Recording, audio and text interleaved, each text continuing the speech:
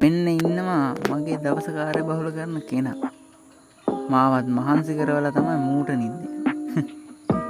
මුගේ මේ සෙල්ලම් ලෝකෙ දැක්කහම මටත් මගේ ළමා කාලේ මතක් වෙනවා. මගේ ලෝකෙ සතුලින් පුරවන මගේ හොඳම යාළුවා තමයි මේ.